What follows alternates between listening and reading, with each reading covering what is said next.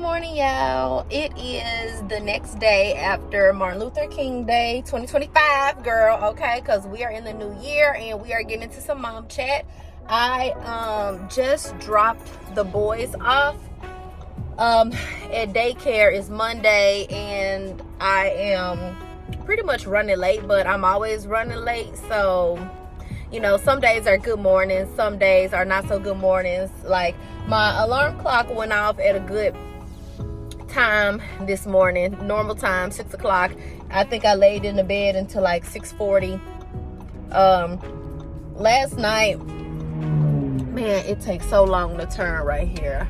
I went to sleep super late last night at all. I mean, I really only went to bed like 30-40 minutes after my normal bedtime, which is 10:30. So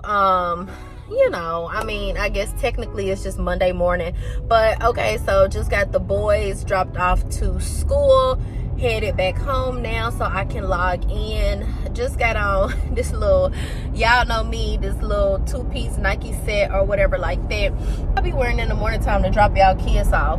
So I mean, obviously if y'all going into the office, I guess probably you wearing business casual attire, or maybe you wearing a uniform or something. I don't know. People that just like slow creep up to the light and away from the light and slow creep into the turning lane that is so annoying to me. I definitely think that traffic would just flow much smoother if if people just drove. Like, if you flow, then the traffic is gonna flow. So if we all flowing, then there's no reason for the traffic to not flow. It'd be the slow creepers in traffic. Like, and this is not road rage. This is just like, it is the slow creepers in traffic that even causes traffic. Anyway, boys did not want to go to school today, but that's typical. Anytime they have any sort of type of break, whether it's a little break, long break, whatever, like, they do not be wanting to go to school. But I don't blame them, because it's not like I just want to go and clock in. But I am thankful, okay? Thankful that I do even have a job. Y'all, the bob is like already like growing out. Like, when I first got the bob cut, it was literally like right at the jawline. Now it's like approaching awkward length. So now I'm gonna definitely have to get it cut again. And I'm really kind of excited about it, because I mean, I definitely plan to rock the bob for a long time. But yeah, so the boys did not want to go to school, typical. And y'all already know how the weekend went. If y'all watched the last mom chat, y'all already know how it is being stuck in the house with kids for a really long time. But you know what, y'all? Tatum is such a pandemic baby. Like, Tatum is such a pandemic baby. Obviously, he was born in 2020. So this year in March, he's obviously going to be 5, but he loves being at home. Like, the kids had 2 birthday parties scheduled to go to this weekend, and they didn't want to go to either one of them. Like, and I'm sure the parents, well, I don't know what the parents thought, so I'm not even going to put it out there that the parents thought something. Maybe so, maybe not. I don't know, but it, like, the boys did not want to go. Like, I was looking forward to, on Saturday, getting them out of the house, right? Because always trying to break up what it is that they're doing, whether that is watching TV, whether that is, eating breakfast, putting on clothes, bath time, whether that is them helping me pick up, tidy up the house. Jace be liking to like clean or act like he clean and stuff like that, or and then being able to just get them out of the house. So both of the birthday parties were at Pump It Up, and we didn't get to make either one of them. When it was time to get the boys ready, I got them ready. I put on their little Adidas sets. We was literally about to go. Tatum was crying the entire time I was getting him ready. Crying, whining, stomping, kicking, screaming. Crying, whining, stomping, kicking, screaming. Like, he was just like, I don't want to go. I don't want to go. I want to stay at home. I want to stay at home. So, eventually, I mean, what could I do? Like, he just didn't want to go. And so, like, a part of me in my mothering was like, no, you need to go. We need to get you out of the house. You need to socialize. You need to do things other than be at home and sit and watch Peppa Pig all day long, because that's what Tatum likes to do. He likes to sit and watch Peppa Pig all day long. But Jace, he was kind of cool. Jace was like, okay, I don't mind going, but if bro don't want to go, then I don't want to go. So he was like, I'm cool too. So everybody was cool staying at home. So I mean, my dad didn't have to go to work until like 9 that night. So it was currently at that time like 5-ish in the afternoon. So the birthday party was late. Like the second birthday party was late. It didn't start until 6 o'clock and Pump It Up. But neither one of the boys wanted to go. And so I just went to Walmart, picked up the little stuff that I needed to pick up. And then, came on back to the house, girl. And so, and then I called it a successful day. Chopped it up to it just being a successful day, because the other part of parenting, the other part of momming is listening to your kids, right? Listening to your kids, not always wanting your kids to do what you want them to do, but, considering, or letting them know that they have an option if it's something that they don't really want to do. Now, will the kids always have an option? Not necessarily. Maybe so, maybe not. But, in this instance, on a Saturday where you're really not obligated to go to a birthday party, yeah, mama can just talk to the folks who may have questions. If questions do arise as to, why we didn't come to the birthday party, the kids didn't want to come, and, okay, cool, that's it, that's all. The sky is literally so pretty today. Like, it was this thing where, like, I don't know, like ever since I was working down in Georgia, like the building that we worked in was like so pretty. We were on like the 11th floor of the building, and it was like one side of the building was just like straight windows, and I sat on the side. My desk was like literally by the window, by the expressway in Georgia. And I remember like the sun would just shine in on the building, shine in on me, shine in on my face, shine in on my back, shine in on everything. And it was just like my way of feeling like, it was just a beautiful day. God woke us up this morning, feelings of thankfulness. It just always made me feel like God was like waking me up, or had woken me up, or had wakened me up, and he was talking to me, and I would just always be like, good morning, God, thank you. So like even to this very day, when the sun is like, shining in my face, it's like the sky is beautiful, I still feel the same way, very thankful, like, God, thank you so much for this day, thank you so much for your beautiful, creations, good morning, just talking to him. So anyway, I had just said that because the sky was looking like really pretty. You can't be able to tell, but yeah, girl, the sky was looking like really pretty. But you know what, while we were on the topic of giving your child a choice, of course I'm reading another book, and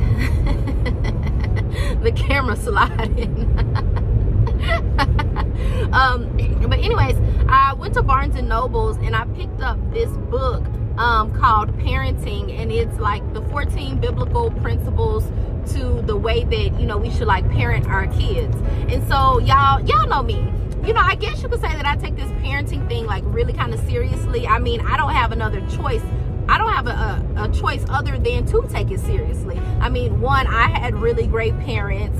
Two, I'm pretty much raising my boys by myself as far as, the morals and, all of their characteristic traits and, the type of all of those deposits that, they're going to be receiving on a day-to-day basis, aside from, what they receive in their cultural or daily interactions at their school. I am depositing that into them, like they're with me every single day. So me having to watch what I'm saying, me having to watch and filter what they're consuming, what they're hearing, all the things y'all know, girl, because y'all are mamas.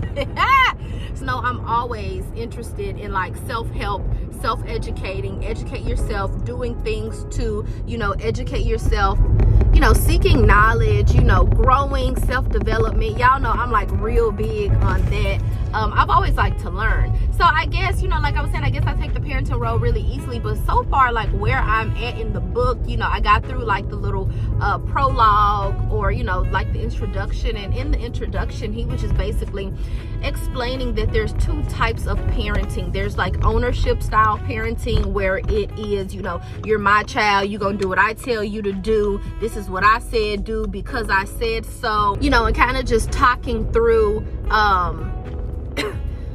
the pros and cons of that part, or that type of parenting style, the ownership style. And then there is ambassadorial parenting style, which is what God created us for as parents, is pretty much to be representatives of the child, representatives on the child's behalf, ambassadors, right? So the kids are not truly our kids, they were given to us by God. We were selected as their parents to,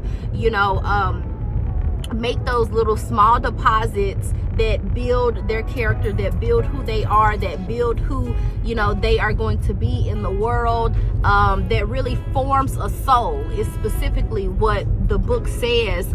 And the first part of that, so he basically just let us know that throughout the book, he's going to be, throughout the 14 biblical principles that he gives us, he's going to be referencing that to those two parenting styles, whether it's ownership or ambassador. So that's that. And I'm only on chapter 1. Again, that was the introduction, and chapter 1 is called calling. So again, talking about forming the soul of the little individual, and really just kind of giving us real life examples from like infant stage to toddler stage to adolescent to young adult to all of that, but just explaining how we can get really frustrated as parents, giving real world examples. Y'all know I'm all about a real world example, and letting us know that how we can be, or what we're responsible for doing. So in the calling chapter,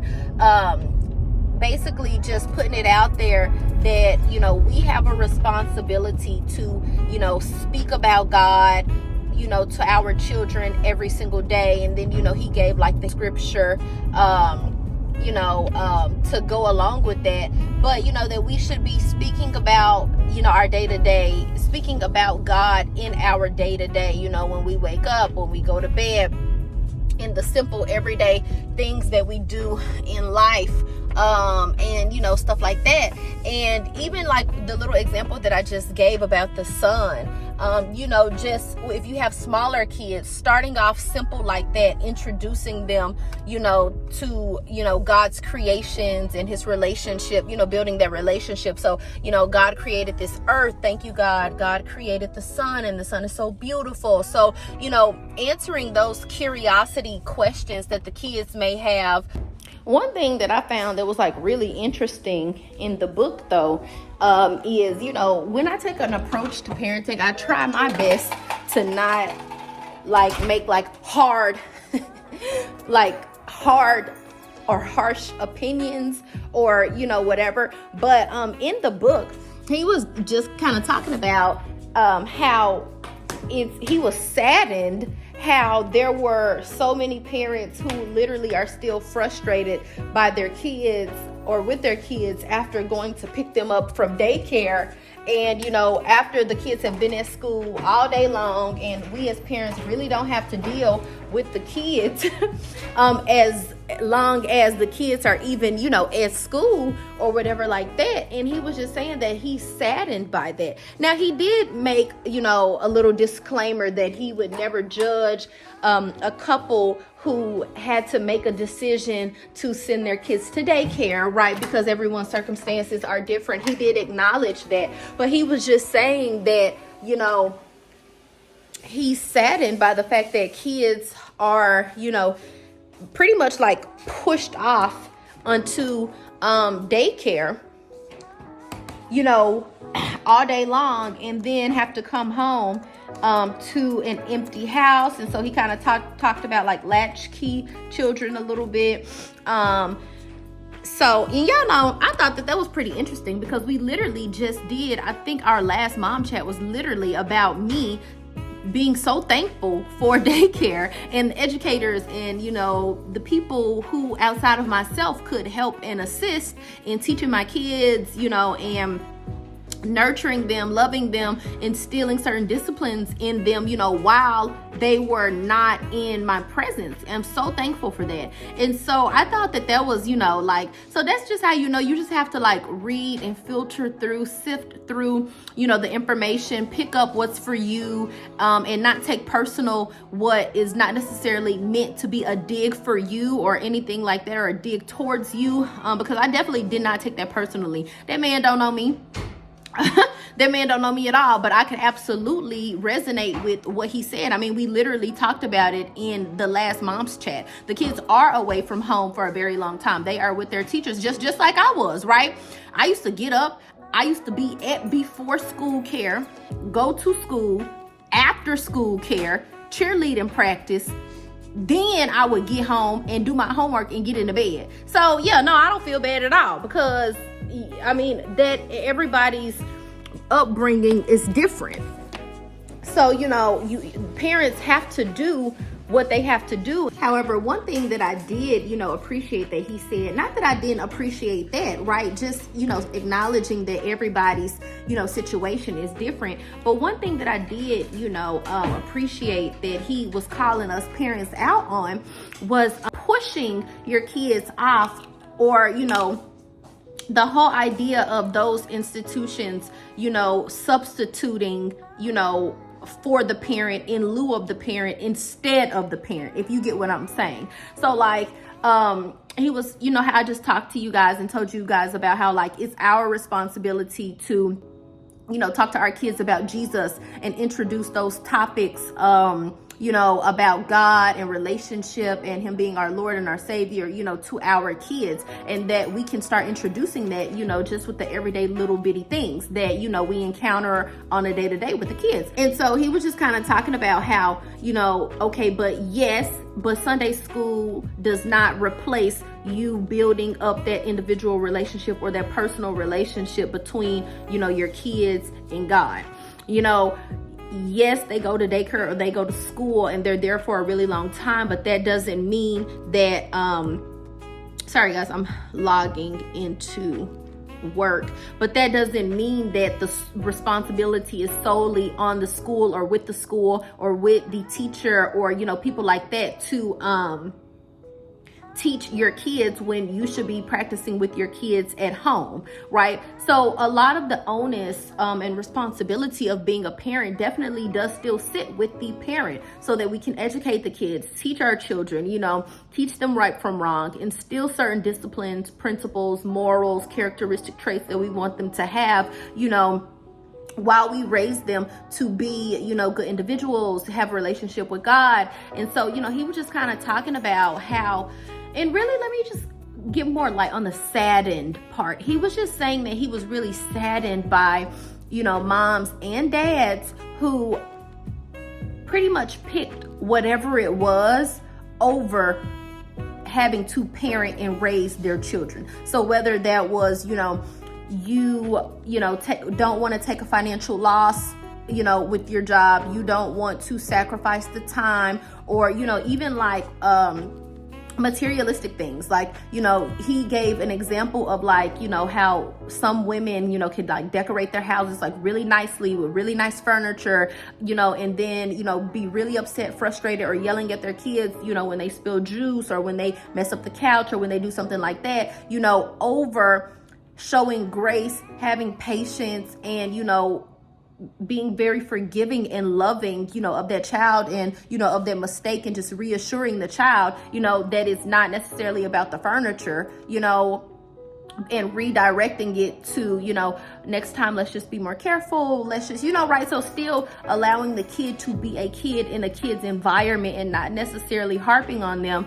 because you really care more about that furniture than, you know, showing love and grace and patience in that moment, and just constantly reminding us that as parents, but they're children of God, how God is constantly, showing us grace, showing mercy, patience, love, the fruit, all the things, and just reiterating to us that is our absolute responsibility to give to our children, to show our children. So how God loves and parents us, we have a responsibility to give that back to our kids here on earth. So it's a good book so far. I love some information that can call something out. But one thing I do want to touch on, about the education, because we already touched on daycare. I am thankful for daycare. Daycare works for me because y'all clearly see what it is that I'm finna do on the clock, okay? And I'm finna do this for the next 8 hours. So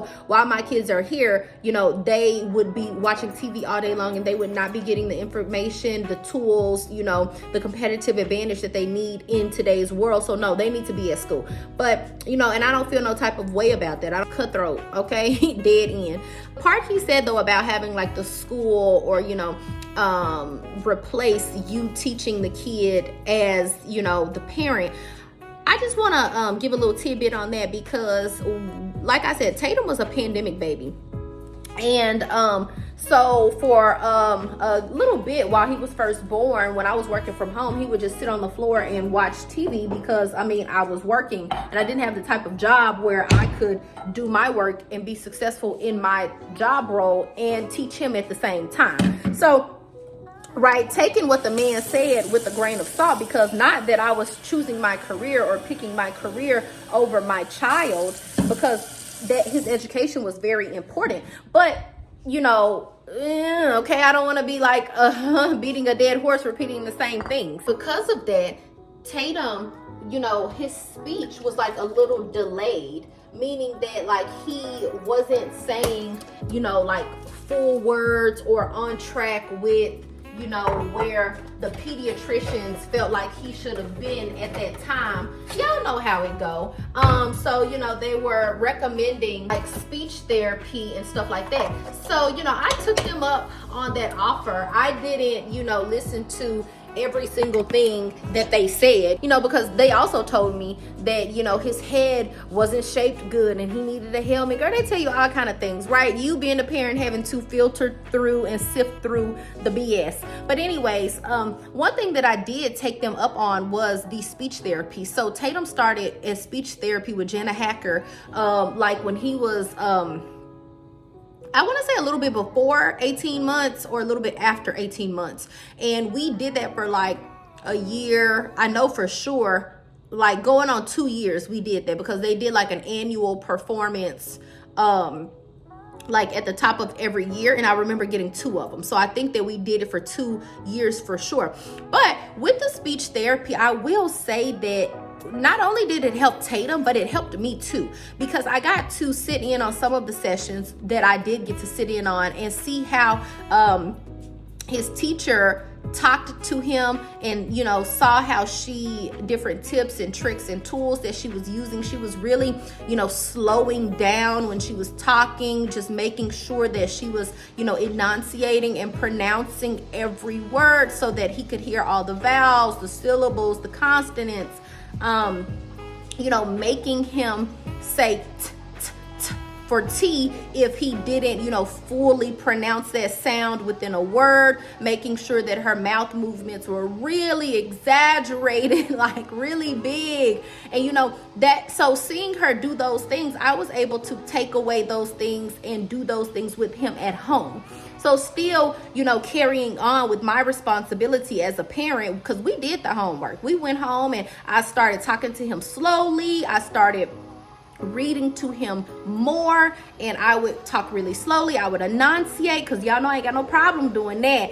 Just making sure that my diction was really there, my tone, all of that was, the clarity, just making sure that he understood, me and heard me very clearly. I would just get him to kind of repeat it back to me. And so we did that for a really long time, different exercises. And then, some of the exercises moved into, him being able to point and identify objects, whether there was colors, things, whatever it is. And so then we would take away that and we would do that at home, in conjunction with him learning every single day while he was going to school. And see, that's what I'm saying. It takes more than just the individual, because sometimes the parents need help too. Like, because if you're a parent and you don't have the tools, if you don't have the knowledge, if you don't have the education, if you don't have the resources, and then, me, it's not like I was lacking in any of those things, but I did need some expertise to help me, and everybody may not be able to do that, so if you want to utilize YouTube, Miss Rachel, just really pay attention to,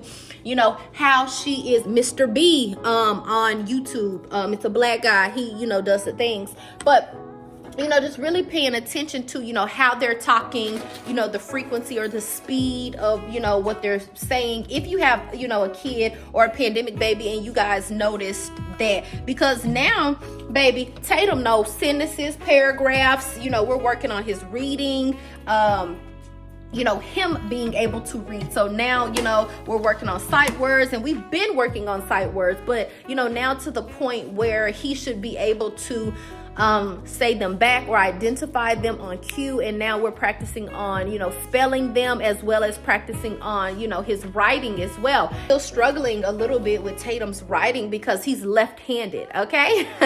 So, girl, I'm right-handed and I don't really be knowing how to help him.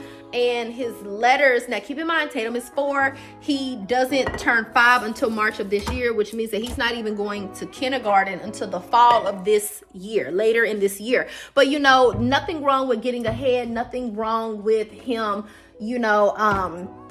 practicing from here until now, so that when he does get into school, he's prepared. So he's not behind and having to play catch up, with anything necessarily. Y'all know I'm going in with my vital proteins. But that he is, either right at the mark or, is a little bit ahead. And obviously my preference would be for him to be a little bit ahead, but not going to be knocking myself in the head if he's, not. So I was literally thinking about picking back up with Jana Hacker, because they offer more things than just speech. They have, occupational therapy, they have like physical therapy. I think they have just like social group play where your kids can come and then just like play socially if they have, issues with like social interaction. Some of those pandemic babies, as well as kids in general, even if they're not pandemic babies, excuse me, really, have issues and troubles with socializing. So they have all of that, but I was thinking about picking back up, weekly sessions or, bi-monthly sessions with Jana Hacker, just to kind of supplement a little bit, not replace, okay? Because I'm working here at home with Tatum, but I'm wondering if for left-handed individuals does Jana Hacker offer, right? Obviously they do, they have to, right? Tips and tricks, different pro tips that I probably don't know about that they can, put me on to, and then that I can help Tatum with while we're at home, so that he's not getting frustrated and so that he does not feel down about himself, and so that he feels very encouraged and motivated to keep going with his writing, and that I'm not getting frustrated and that I'm teaching him the right thing, because right now he has a hard time like gripping his pencil. And I've gotten him, like the pencil grip where you like stick your fingers in to hold the pencil, the fatter pencils, I've done a couple of things, girl. Okay. And so that's what I'm saying. When it gets to this point and you're a parent and you feel like you need help, girl, go get some help. If your child is struggling, if your child is older than mine, and your child is struggling in math, go get some help. If you can afford that, whether that's the school having, free tutoring or, prorated tutoring cost, if that's like, looking into what the library has to offer, girl, if you got a little niece or a cousin who's older than your kids, whatever it is, like just try to, get yourself some help, okay? Because that's really what it's all about. Back to that book, because the book, I'm really enjoying the book, and, so far off, he starts out with just letting us know that we have the responsibility of forming those souls, human souls here on the earth. They're not our kids. They were given to us by God, so that we could be a vessel and teach them about God, teach them about salvation, redemption, creation, forgiveness, love, kindness, patience, you know, teaching them all the things, as well as you absolutely have a responsibility as a parent to parent. And you know, when we're feeling frustrated, when we are feeling, you know, all the things, just to, I don't know, hopefully he has more to come with that. But I think that the first thing that he wanted to do was to remind us that, let me go get the book for you guys, hold on. It's the book, but I think that it's by Paul David Tripp. Don't really know who the guy is, but it's called Parenting 14 Gospel Principles That Can Radically Change Your Family. And so that's the book. And, you know, I really am looking forward to whatever else he has to teach us. Definitely looking forward to, you know, just figuring out what it is that I'm doing right, figuring out what it is that I'm doing wrong. You guys know I am all about that, okay? So I want my kids to have a good life. I want my kids to experience great things in life. So with that being said, you know, I want to make sure that I am taking up my responsibility as a parent seriously, and that I am giving it my all. And I don't know everything. I'm not an expert. This is my first time in life ever parenting, and it's going to be my only time in life ever parenting. So while I have this opportunity, just making sure that I want to be responsible with, you know, the gifts that God has given me, and that I am raising them up along the path that he called me to, and that he called them to. So girl, that is it. That is all. You know, happy Tuesday. It is after Martin Luther King Day. I have to log into work. Kids are at school. I'm so thankful for school, so thankful for the day, so thankful for God. Girl, let me know what you thought about this video. Comment down below. If you guys seek outside resources to help you as a mom, to help you as a parent, to help you as a dad, you know, what are some of those things? Comment down below. Please be sure to like, subscribe, hit the bell for notifications. Really helps me out. It lets YouTube know that this is a good video, that this was good content, that this was meaningful content for you guys, meaningful and helpful information. Girl, that's it. That's all. I hope you do something to feel good about yourself today. I'll catch you guys in the next mom chat, girl. Bye.